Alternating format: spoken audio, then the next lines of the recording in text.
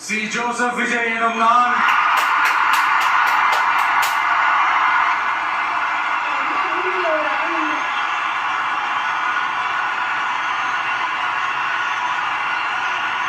சட்டப்படி அமைக்கப்பெற்ற